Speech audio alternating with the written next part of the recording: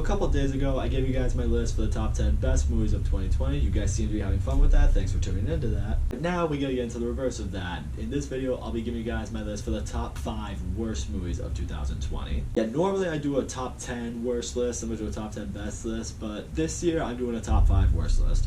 I'm pretty sure I did this in one of my other previous years. I can't remember when, but I think I've done this at least once. Basically, the reason behind that is this. I didn't see a whole lot of movies in 2020 because coronavirus delayed so many of them into next year. Well, what is now this year? But more so than that, I wanted to go out of my way to avoid shitty movies more so than I already do, simply because, well, you know, 2020 was a tough year. I think all of us, mentally, emotionally, everything.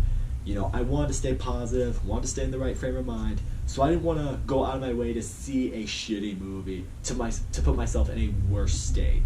So if I made an actual top 10 worst list, it would more so be my top 10 least favorite movies, and that's not fair to put a movie that's not necessarily bad onto a worst of the year list. There were really only 5 movies that I really did not like, so I figured, you know what, they're gonna make the list. But another big point I want to make with you guys is if you enjoyed any of these movies, if you liked any of these movies, there's nothing wrong with that. If you loved any of these, fantastic. We all have different opinions because we're all different people. But you know what? I gotta let off some steam. It's been a long time coming, so let's get into what I thought were the 5 shittiest movies of 2020.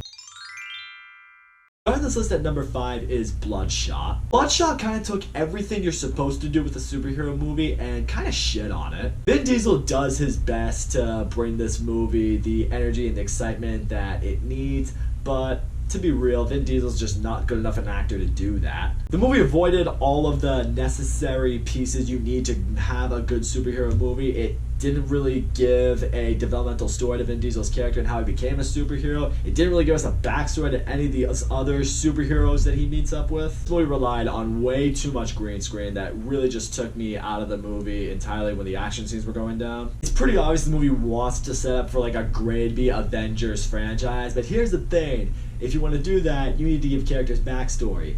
You haven't even done that yet. This was the last movie I saw in theaters before COVID shut everything down for that period of time.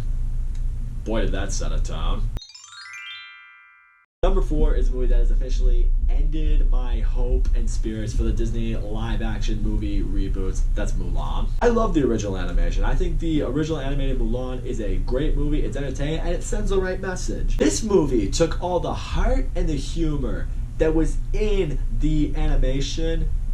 It took all of it out. What you get is a really bland, dry mess. Mulan is really the only character in this movie that you care about, and I get that she's the main character, but even in the animation, you cared about a lot more of the allies that she had. People raved over the action and the camera work in this movie. I mean, granted, some of the camera work was, good, but the action, none of it made sense to me. It's just a bunch of defined physics and a bunch of, really poorly done martial arts fighting. Like, defenders of this movie wanted a realistic take of Mulan. None of the action in this movie is realistic at all. Stop it with that. This movie took the villain of this movie, or one of the villains, and just made them the spokesperson for, girl power and all that shit. I'm sorry, when a movie's trying that hard to relay its message, it means it's not doing a very good job at conveying its message. Not as good a job as the original animation did. At this point, I'm now just dreading any live action adaptation we get from this point forward. Until I get something that's as good as The Jungle Book, I don't have hope.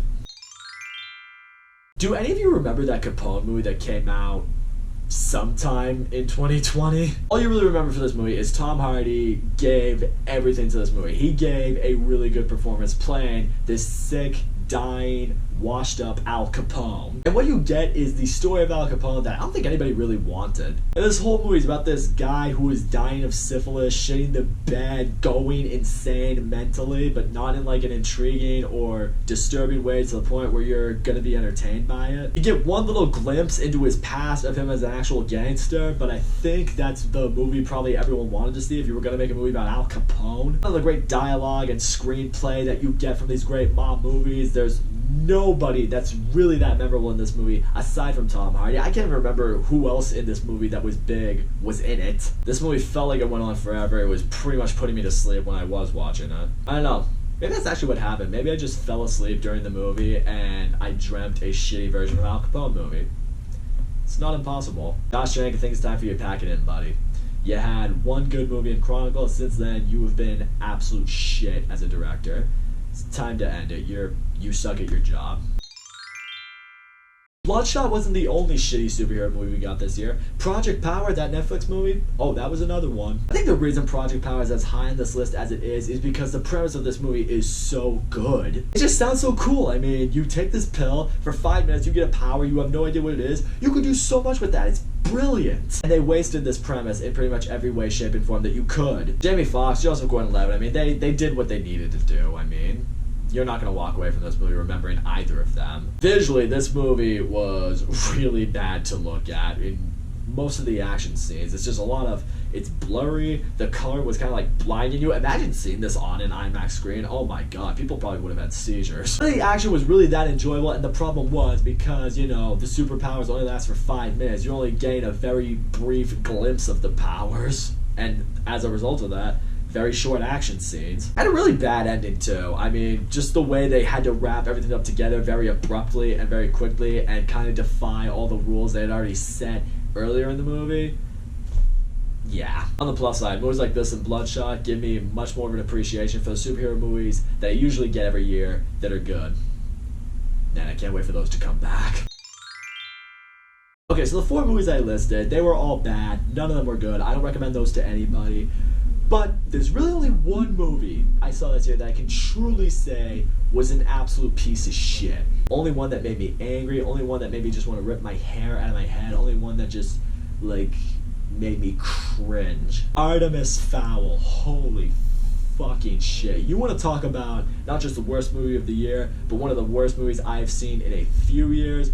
Oh, this is it. This is it, people. I don't even know where to begin in this movie. There is nothing in this movie that it could work, that could be redeemed. It was absolute trash. Artemis Fowl, the kid, is such an unlikable person. He's the pinnacle of an asshole. He's marketed as this, you know, super genius level person. I never really bought that from him. The fantasy element was terrible. Everyone who played a mythical character was a complete cartoon. Visually, they were all terrible to look at. The design of Josh Gad's character, I was like, is this really the best you could have done? The film of this movie, I have no idea what this thing was. It was a hooded figure. You never see its face. It talks kind of like a really bad Frieza imitation from Dragon Ball Z. Visually, it's just a mess to look at. The action, oh my god, it's some of the worst on action I've ever seen. You guys remember that movie from a few years back, Mile 22, that I really shat on for having all the jump cuts during the action scenes?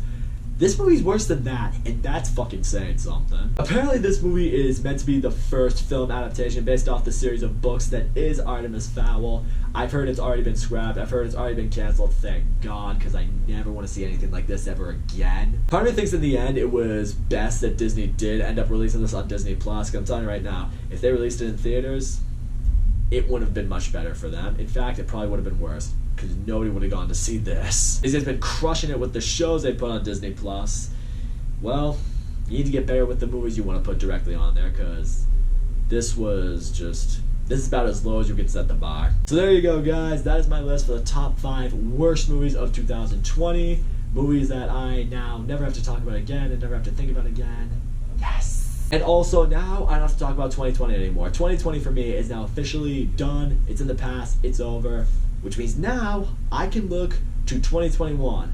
And I'm going to start that with giving you guys my list for the top 10 most anticipated movies of 2021. I might have that video up for you guys maybe early next week. I have a busy few days ahead of me, but I will get that video up to you guys definitely before I see anything that's coming out in 2021. But that's all I gotta say. So guys, thank you so much for watching. Don't forget to leave a comment. Once again, let me know what you thought of this list. Do you agree? Do you disagree? Did you hate these movies too? Did you enjoy any of them? Did you happen to see more than 5 shitty movies this year? If you did, I'm sorry. And also, don't forget to leave a like and subscribe, and I'll see you all next time.